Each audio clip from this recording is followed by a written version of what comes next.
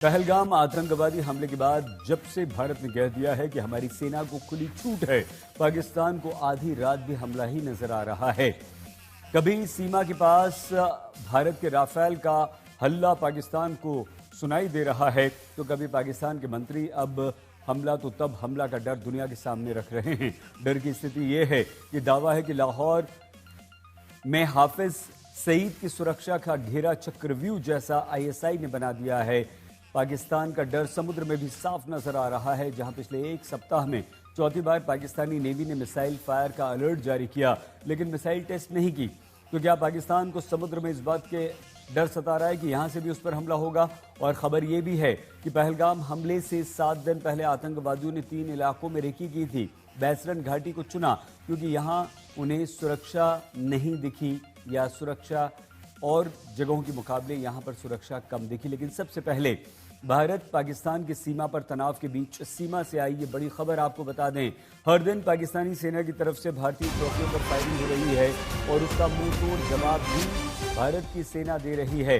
इस बीच नियंत्रण रेखा के पास के स्कूलों में पढ़ने वाले बच्चों को युद्ध की स्थिति में सुरक्षित रहने की ट्रेनिंग भी दी जा रही है। यानी जब पाकिस्तान सिर्फ रोज हमला होने के डर में जी रहा है, तब भारत आगे की तैयारी भी कर रहा है। सीमा के पास बच्चे ट्रेनिंग ले रहे हैं कि अगर युद्ध हो गया, फिर पाकिस्तान सीमा पर कुछ गलत करता है, तो उस स्थिति में कैसे बचा जाए, अपने आप को सुरक्षित कैसे रखा जाए।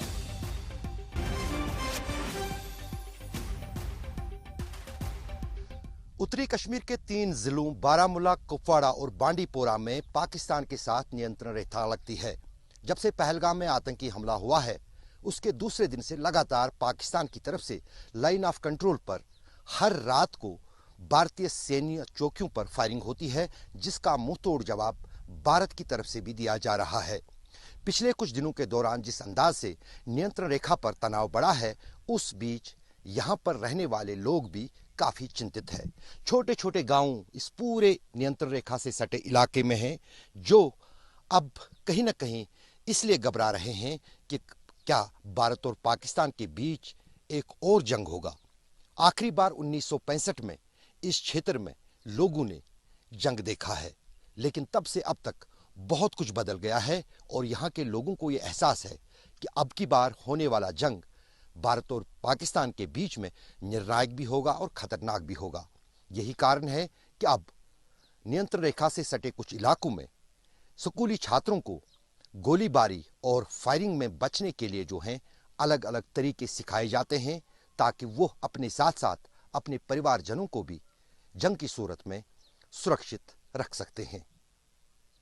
उड़ी से शेख दाऊद के साथ अशरफ वानी, नियंत्रण रेखा, आज तक।